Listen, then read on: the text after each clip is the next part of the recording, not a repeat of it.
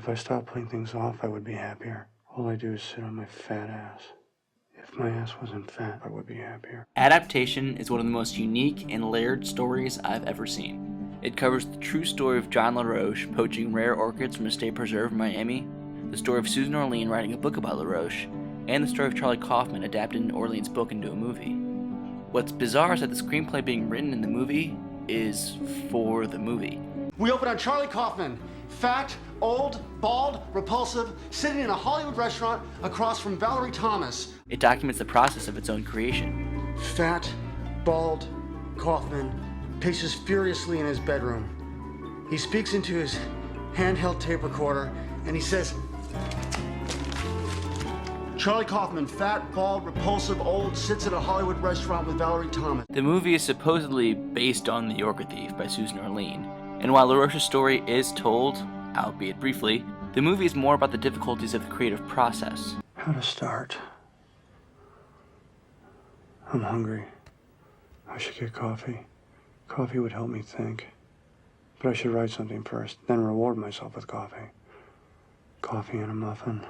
Okay, so I need to establish the themes. Maybe banana nut.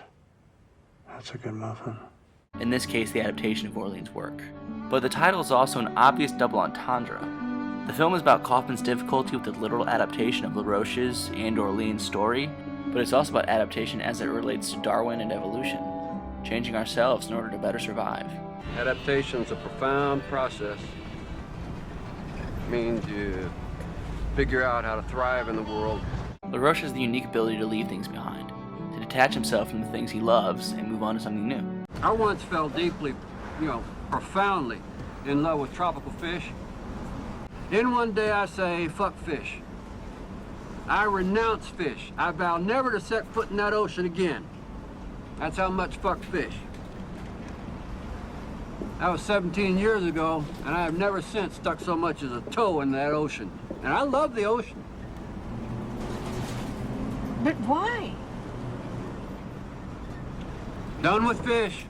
He adapts. This is what draws Susan Orlean to him, his ability to adapt. Evidently, LaRoche's finishes were downright and absolute. He just moved on. I sometimes wished I could do the same. She hosts these pretentious parties for judgmental New York intellectuals. It seems almost sociopathic to make everybody look at that. And David O. Russell? Seriously, what's David O. Russell doing there? And it hits her how empty and uninterested she is. She later admits that she'd leave her marriage if given the opportunity. Because I could. Because it's like a free pass. Nobody can judge you. But she doesn't have the courage to adapt the way John does. For the person, adapting is almost shameful. It's like running away. That's Kaufman's goal too. He wants to change and adapt. Writing is a journey into the unknown. And better fit his environment, socially, I should have kissed her, blown it. I should just go and knock on her door right now and kiss her. professionally, Anyway, I wanted to grow as a writer. I want to do something simple. and just in general. I need to read more, improve myself. What if I learned Russian or something? Or took up an instrument? I could speak Chinese. I would be the screenwriter who speaks Chinese and plays the oboe. That would be cool. And it's adaptation that connects these three individuals, but it really connects all of life. Adaptation is so desirable because the characters see it as a path to self-actualization. You become the best adapted version of yourself. You shed all the doubt and the excess, and you're left with nothing but your passions and purpose. It's that it whittles the world down to a more manageable size. LaRoche understands this. There's a certain orchid looks exactly like a certain insect, so the insect is drawn to this flower. It's double, it's soulmate, and wants nothing more than to make love to it. After the insect flies off, spots another soulmate flower and makes love to it, thus pollinating it. By simply doing what they're designed to do, something large and magnificent happens. In this sense, they show us how to live, how the only barometer you have is your heart. And he teaches Orlean, whose book in turn teaches Kaufman, Such sweet, sad insights. whose movie in turn teaches us. But be careful taking these profound lessons away from the movie, because that's part of the movie's deceit. More on that in a minute. This movie, or at least 2/3 of it, is actually based on a true story in a twofold sense. John LaRoche is an actual person who avoided prosecution for orchid poaching in the 90s. You're probably the smartest person I know. Susan Orlean is an actual writer for The New Yorker who did a story on LaRoche, and so the Fakahatchee Strand storyline is based on that true story. And Charlie Kaufman was actually tapped to adapt Orlean's book into a movie and suffered from severe writer's block, so it's also based on that true story. To remedy his writer's block, Kaufman eventually wrote himself into his own screenplay. That's kind of weird, huh? It's self-indulgent. It's narcissistic. It's solipsistic. It's pathetic. I'm pathetic. I'm fat and pathetic. We know that this is true because he's in the movie that we're watching. Then comes the third act, where the film offers a thought-provoking commentary on originality versus cliché, high art versus low art, and what makes a story worth telling. The entire movie develops a dynamic between Charlie and his fictitious brother Donald and their contrasting writing styles. My genre's thriller. What's yours? Charlie Kaufman, with his Being John Malkovich script and eventually Eternal Sunshine of the Spotless Mind in Schenectady, New York, writes incredibly creative, original, complex, and intellectual films. Donald, trying to write a hit, seems to be writing something that's less original. The only idea more overused than serial killers is multiple personality. It's a little more obvious, Because I want there to be more tension. and maybe not quite as well thought out.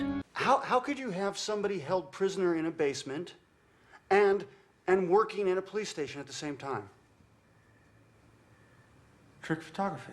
With this in mind, recall the first scene. It's like I don't want to cram in sex or guns or car chases, changing the orchids into poppies and turning it into a movie about drug running. Or characters, you know, learning profound life lessons or growing or coming to like each other or overcoming obstacles to succeed in the end, you know. Kaufman is adamant that he doesn't want to Hollywoodize Orlean's book. He looks down on that sort of thing for its predictability and overuse. But with these self-imposed restrictions, he doesn't have a third act for his screenplay. That's not a movie. You gotta go back.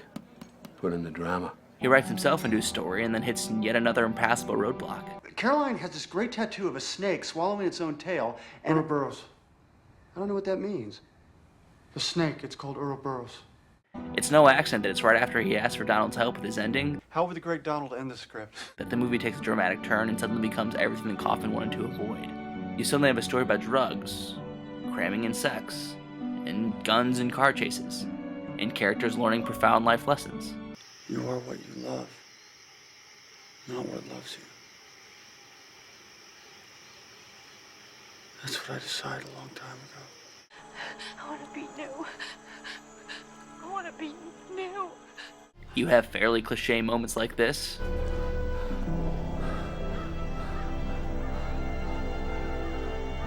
and absurd deaths like this.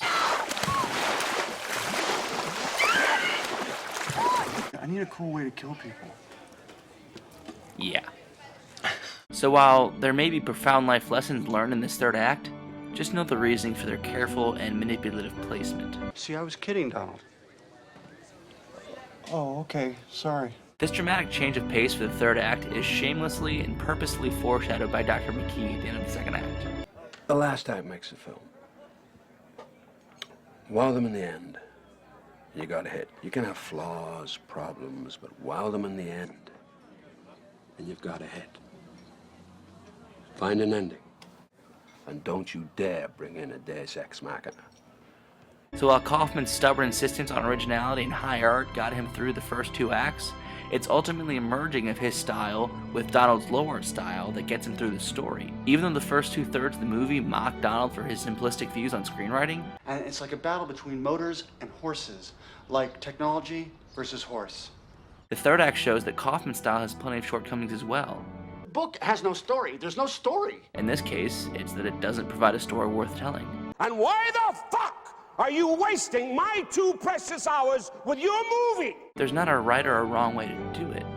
Sometimes a mixture of heady originality and taut thrills make for a damn good story overall. Kaufman drives off from his encounter with Amelia, filled for the first time with hope. I like this. This is good.